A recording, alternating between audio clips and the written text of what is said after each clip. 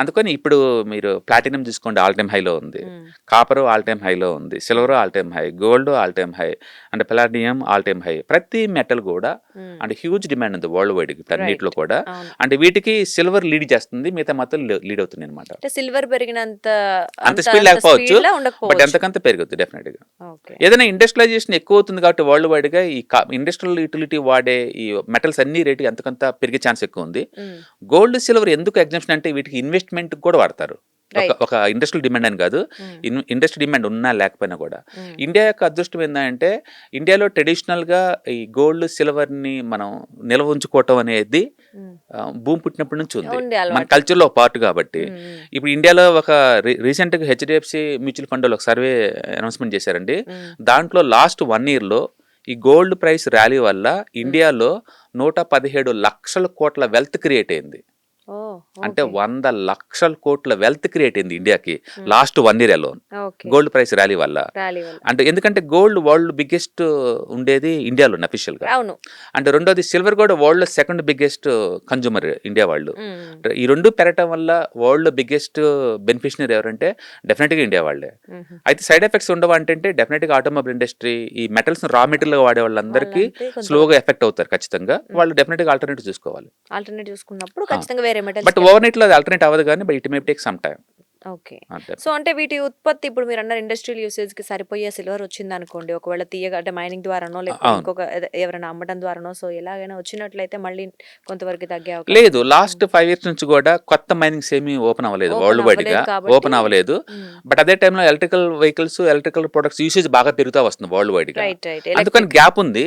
ఉమ్, ఆ గ్యాప్ ఇప్పుడు ఇన్వెస్ట్మెంట్ చేసే వాళ్ళు ఎక్కువ అవుతున్నారు కాబట్టి ఇంకా ఎక్కువైంది గ్యాప్ అది. ఉమ్, ఉమ్. అందుకని అది ఫిల్ అవుతుందంటే ఓవర్ నైట్ ఫిల్ అవ్వదు. సో అవ్వదు ఇప్పట్లో అయితే ఏమి పరిస్థితులు అవ్వదు. వెంటనే అది రెండోది మ్యానుఫ్యాక్చరింగ్ చేయలేం కాబట్టి. రైట్. రెండోది సిల్వర్ రీసైక్లింగ్ చేయడం అంత ఈజీ కాదు. గోల్డ్ అనుకోండి, మనం తవ్వి తీసిన గోల్డ్ యాజ్ ఇట్ ఈస్గా మనం లాకర్లోకి వెళ్ళిపోద్ది, అసలు మళ్ళీ తిరిగి మళ్ళీ ఎటు వెళ్ళదు అది.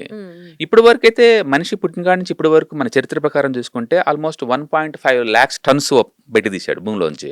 అవి మొత్తం లాకర్స్ లో భద్రంగా ఉంది.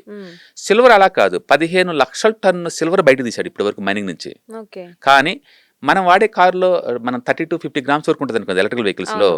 అది డిస్మెంటల్ చేసాం అనుకోండి, అందులోంచి మనం బయటికి ఒక 5 grams 10 grams తీసి తప్ప మొత్తం తీయలేము. ఓకే. సో మొత్తం రికవర్ చేయలేము దాన్ని, కాబట్టి గోల్డ్ లా కాదు. అలా మళ్ళీ అది వేస్టేజ్ అయిపోయి మళ్ళీ భూమిలోకి వెళ్ళిపోద్ది తిరిగి. ఓకే. మళ్ళీ అందుకని సిల్వర్ హ్యూజ్ డిమాండ్ ఎందుకు వస్తుంది అంటే దాన్ని రీసైక్లింగ్ చేయలేము, మాక్సిమం చేయలేము. ఓకే. 20-30% చేయొచ్చు రీసైక్లింగ్ ద్వారా, అన్ని పాటలు మనం చేయలేము అనమాట. ఎందుకంటే మరీ పల్సటి లేయర్ లాగా దానికి ఉంటుంది కాబట్టి ఉంటుంది, ప్రతిదీ రికవర్ ప్రతిదాన్ని చేయడం మనం కష్టం. చేయలేము అనమాట. ఓకే. అందుకని సిల్వర్ ఫ్యూచర్లో కూడా డిమాండ్ ఉంటుంది. అవును, హ్యూజ్ డిమాండ్ ఉంటుంది. ఇంకా అయితే ఈ రేంజ్ లో పెరిగిద్దా అంటే ఖచ్చితంగా పెరగదు, ఇంత అయితే పెరగదు. పెరగదు. సో ఇప్పుడు ఈ ఉన్న రేట్ సరే, ఈ రోజు ఇప్పుడు మనం మాట్లాడుకున్నట్టు 1.5 lakh అవ్వచ్చు, 3 to 330 సిల్వర్ ఉంది. ఉమ్. సో ఈ రేంజ్ ఇప్పుడు ఈ రేట్ లో ఉన్నప్పుడు కూడా మీరు ఇన్వెస్ట్ చేయొచ్చు అంటారా?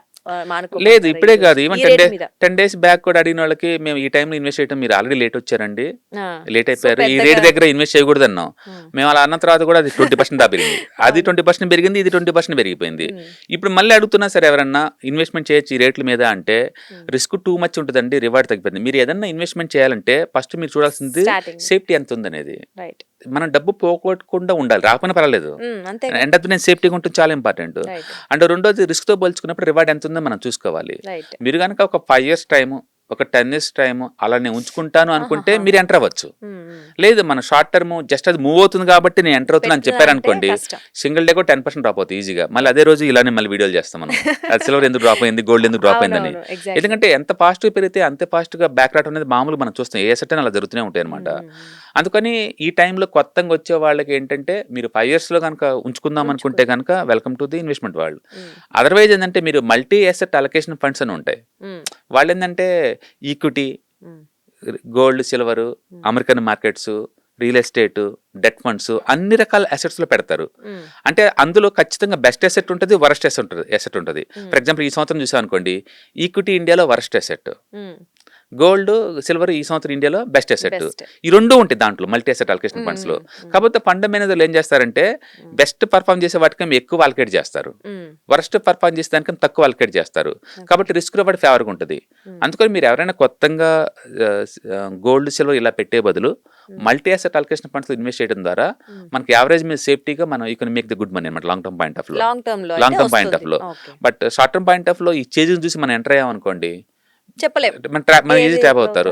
బెస్ట్ థింగ్ ఏంటంటే మేబీ 5-10% స్టాప్ లాస్ లా పెట్టుకొని మనం ఎంటర్ అయ్యామనుకోండి, బ్యాక్ వస్తేనేమో ఆ 10% లాస్ బయటికి పోవాలి ఖచ్చితంగా. ముందు పోతే ఉన్నంతకాలం మనం ఎంజాయ్ చేయొచ్చు. అలా కూడా స్ట్రాటజీ పని చేయొచ్చు మీరు షార్ట్ టర్మ్ పాయింట్ ఆఫ్ లో. బట్ ఈ టైంలో ఈ పర్బలిక్ మూవ్స్ అంటే చాలా షార్ట్ మూవ్స్ జరుగుతుంది పైకి కానీ కిందకి కానీ. అందుకని కొత్త వాళ్ళు ఎంటర్ అవటం అవసరం అంటే ఖచ్చితంగా కాదు. ఓకే. సో మరి ఇప్పుడు కాపర్ మీద ఇన్వెస్ట్ చేయొచ్చు అంటారా? కాపర్ మీద డైరెక్ట్ గా ఇండియాలో ఈటీఎఫ్స్ కానీ మ్యూచువల్ ఫండ్స్ అలా ఏం లేవండి. మనకి కాపర్ డైరెక్ట్ దొరుకుతుంది, లేదంటే హిందుస్థాన్ కాపర్ ఇలాంటి స్టాక్స్ కొన్ని దొరుకుతాయి అనమాట, అందులో పెట్టచ్చు. బట్ అమెరికాలో కాపర్ ఈటీఎఫ్స్ దొరుకుతాయి. మీరు కనుక ఇంటర్నేషనల్ లెవెల్లో కనుక ఉంటే కనుక అమెరికాలో సంబంధించిన మెటల్ తీసుకోవచ్చు. ఇండియాలో కూడా మీకు మెటల్ ఈటీఎఫ్ అని దొరుకుతుంది. అన్ని రకాల మెటల్ తయారు చేసే కంపెనీస్ అన్ని ఒక ప్యాక్ లాగా ఉంటాయి అనమాట, అందులో మనం ఇన్వెస్ట్ చేసుకోవచ్చు. సో బెటర్ అంటే పెట్టుబడి పెట్టడం కరెక్టే అంటారా? ఒకే అసెట్ లో పెట్టినా, ఒకే దాంట్లో పెట్టినా అది ఎప్పుడైనా టూ మచ్ రిస్క్. మనం ఎక్కువ సైకలాజికల్గా ఏమంటాం అనుకుంటే అంటే రిలయన్స్ చాలా మంచి కంపెనీ కాబట్టి బాగుంటుంది ఒక దాంట్లో పెట్టాం అనుకోండి, నిన్న ఈ రోజు కలిపి అది 5% డ్రాప్ అయింది. పోనీ ఐటీసీ మంచి కంపెనీ, భూమి పుట్టిన కాంచి పుట్టి ఉంది, ఇది 200 సంవత్సరాల నుంచి ఉంది, ఇంకేం పడదు కదా అనుకుంటాం కదా. గవర్నమెంట్ వాళ్ళు మొన్న స్మోకింగ్ మీద ట్యాక్స్లు వేశారు కదా, అప్పటి నుంచి ఇప్పటికి 20% డ్రాప్ అయింది. అండ్ బజాజ్ ఫైనాన్స్ మంచి ఫండమెంటల్ సౌండ్, లాస్ట్ 20 years నుంచి 40% ప్రయాణం సొప్పు ఇచ్చింది అని పెట్టారనుకోండి, 5% పడింది.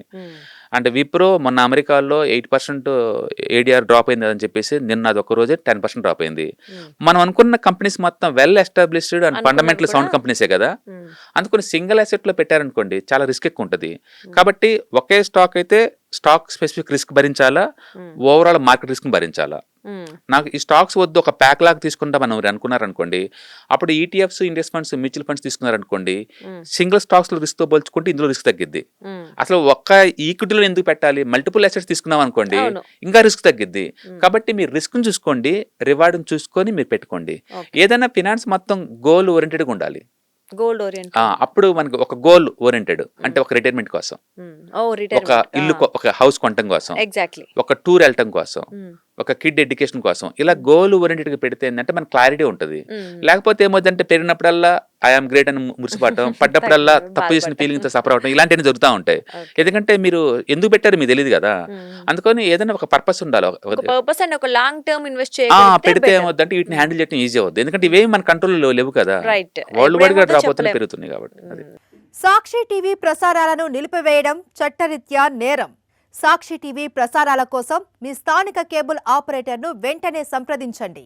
DTHలో, ఇంటర్నెట్లో కూడా సాక్షి టీవీ ప్రసారాలను వీక్షించవచ్చు.